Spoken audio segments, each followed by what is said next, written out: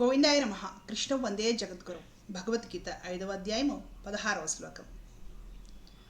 జ్ఞానేన తు తజ్ఞానం యేషాం నాసితమాత్మనః తేషాం ఆదిత్యవద్ జ్ఞానం ప్రకాశయతి తత్పరం. కానీ వారి అజ్ఞానము పరమాత్మ తత్వజ్ఞాన ప్రాప్తి ద్వారా తొలగిపోవును.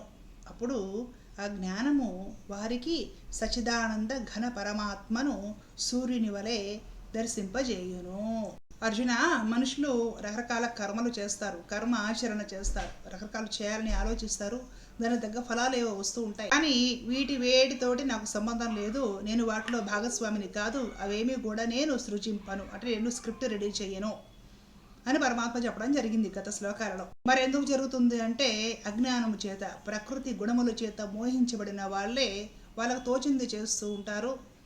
తెలుసో తెలియక అజ్ఞాన కారణంగా దానికి నేను కర్తను అనుకుంటూ ఉంటారు. ఆ అజ్ఞానం అనేది మనిషిలో ఉండే జ్ఞానాన్ని కప్పివేస్తుంది. తద్వారా ఆ మనిషి భ్రమకు లోనవ్వడం, అంటే అజ్ఞానానికి లోనవ్వడం జరుగుతుంది. అజ్ఞానం వల్ల లాంటి ప్రవృత్తులన్నీ ఏర్పడతాయి అని కూడా స్వామి చెప్పడం జరిగింది. అక్కడి నుండి ఈ శ్లోకం కంటిన్యూషన్.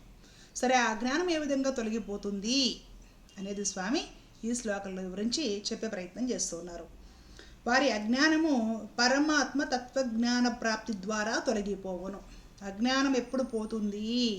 భగవతత్వమును నీవు ప్రాప్తింపజేసుకోవడం, అంటే భగవతత్వాన్ని నీవు తెలుసుకునే ప్రయత్నము చేయడానికి అడుగులు నువ్వు వేస్తూ ఉన్నావంటే, ఒక అడుగు వేసావంటే ఒక అడుగు అజ్ఞానం నీకు పోయింది అని. ఎన్ని అడుగులు వేసుకుంటూ పోయావో అంత అజ్ఞానం చెరిగిపోతుంది. జ్ఞానం వైపుకు నీవు అడుగులు వేస్తున్నావు అని అర్థం. ఈ జ్ఞానం అనేది మనకి రకరకాలుగా అర్థమవుతుందన్నమాట. చదువుకుంటే వచ్చేది భౌతిక జ్ఞానము, వ్యవహారిక జ్ఞానము.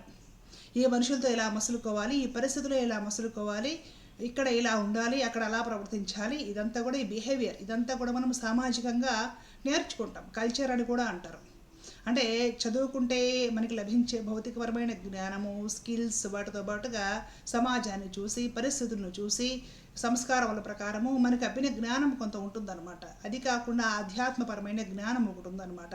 అంటే తాత్వికంగా నీవు తెలుసుకొని సాధన ద్వారా, అనుష్ఠానం ద్వారా, తపస్సు ద్వారా దర్శించాలి.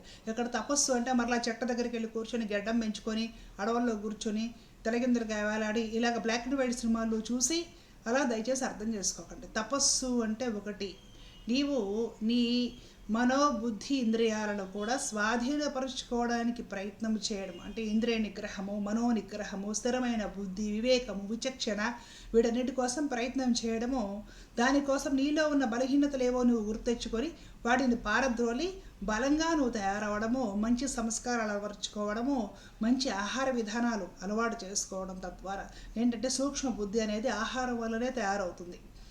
అలాగే మంచి వివేకము, జ్ఞానము, విచక్షణ, పెద్దలకు సేవ చేసి పెద్దలను అడిగి తెలుసుకోవడము, దానికి సంబంధించి మన ఋషులు మహర్షులు రచించిన గ్రంథాలు అధ్యయనం చేసి, లేదా పెద్దలు, గురువులు, ఆచార్యులని సేవించి వారి ద్వారా తెలుసుకొని అటువైపు నీవు దృష్టి కేటాయించి, నీవు తెలుసుకున్న కొద్దీ, నిజము గ్రహించిన కొద్దీ అబద్ధము, అజ్ఞానం అనేది చెరిగిపోతుంది. కాబట్టి నీవు ఆ దశలో వెళ్ళడం వల్ల జ్ఞానార్జన చేయగలుగుతావు. భగవతత్వపరమైన జ్ఞానం నీకు ఎప్పుడు లభిస్తుందో అప్పుడు అజ్ఞానం అనేది పోతుంది. తపస్సు అనే దానికి అర్థం ఇది. అంతేగాని బ్లాక్ అండ్ వైట్ సినిమాలో చూపించినట్టు తపస్సు అనగానే పోయి ఘోరంగా అడవుల్లో చెట్ల కింద కూర్చొని గడ్డం పెంచేసి ఇల్లు వదిలి సంసారం వదిలేసి భార్య పిల్లల్ని బయటకు నెట్టేసి ఇది కాదు. గుర్తుపెట్టుకోండి, తపస్సు అంటే మనము మనోవాక్కాయ కర్మలతోటి ఎక్కడున్నా సరే మనల్ని మనం పరిశీలించుకుంటూ ఆత్మజ్ఞాన ప్రాప్తి కోసం, తత్వదర్శనం కోసం, భగవత్ ప్రాప్తి కోసం, భగవంతుడు అంటే ఎవరో తెలుసుకోవడం కోసము చేసే సాధనకే తపస్సు అని పేరు. ఓకే, కాబట్టి ఆ విధంగా తత్వజ్ఞాన ప్రాప్తి ఎప్పుడైతే పొందుతారో అప్పుడు ఈ అజ్ఞానము అనేది తొలగిపోతుంది. అప్పుడు ఏమవుతుంది? జ్ఞానము కలుగుతుంది. ఏ జ్ఞానము? భగవతత్వము గురించి, భగవత్ ప్రాప్తికి గురించి, భగవంతుడు ఎవరో తెలుసుకునే జ్ఞానం కలుగుతుంది. అప్పుడు ఆ జ్ఞానము వారికి సచ్చిదానంద ఘన పరమాత్మను సూర్యుని వలె దర్శింపజేయదు.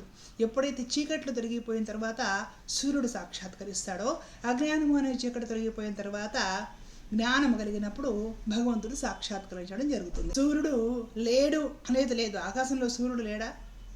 అంటే చీకటి పడ్డాక ఏదైనా ఒక రూమ్లోకి వెళ్ళి తలపేసుకుంటాడా? సూర్యుడు ఎప్పుడో వెలుగుతూనే ఉంటాడు. ఆయన ఆరిపోవడం అనేది ఉండదు. కానీ ఏమవుతుంది, మనకి భూమి ఇలా తిరగడం వలన మనకి సూర్యుడు అవతల వైపు ఉండటం వలన మనకి ఇటువైపు నుంచి చీకటి పడుతుంది. మీకు తెలిసిన విషయమే కదా. కొన్ని దేశాలలో సూర్యోదయం అవుతుంది, కొన్ని దేశాలలో రాత్రి అయిపోయి చీకటి పడుతుంది అనమాట.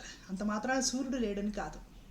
ఆ చీకట్లో ఆటోమేటిక్గా ఆ టైం గడిచిపోయిపోయి మరలా మనకి ఉదయం అవ్వగానే, అంటే ఆ సూర్యుడు మనకి కనపడగానే, అంటే భూమి ఇటు తిరిగి సూర్యుడు కనపడగానే ఆటోమేటిక్గా చీకటి పోయి మనకి వెలుగు ప్రసరిస్తుంది. అంటే జ్ఞానం అనేది ఎక్కడికి పోలా ఉంది. నీ అంతర్లీనంగా ఆత్మస్వరూపుడే పరమాత్ముడు ఉన్నాడు కదా.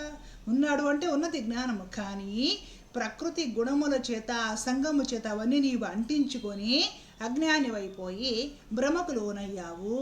ఈ భ్రమ అజ్ఞానము పోవాలంటే ఏం చేయాలి అంటే, నీవు జ్ఞాన ప్రాప్తి కోసము సాధన చేస్తే ఈ అజ్ఞానము అనే చీకటలు తొలగిపోయి నీలోని అంతరాత్మగా ఉన్న సర్వాంతర్యామి అయిన పరమాత్మ నీకు సాక్షాత్కరిస్తాడు. కాబట్టి అన్నిటికంటే పవిత్రమైనది జ్ఞానము. జ్ఞానం వలన సమస్త కర్మలు కరిగిపోతాయి, దహించుకుపోతాయి. జ్ఞానం అంత పవిత్రమైనది సృష్టిలో లేదు. ఈ జ్ఞానం అంటే భౌతికపరమైనదో ఇలాంటి వ్యవహారికపరమైనదో కాదు, ఆధ్యాత్మ జ్ఞానము. ఎప్పుడు ఆ జ్ఞానం కలుగుతుందో భగవత్ సాక్షాత్కారం కలుగుతుంది.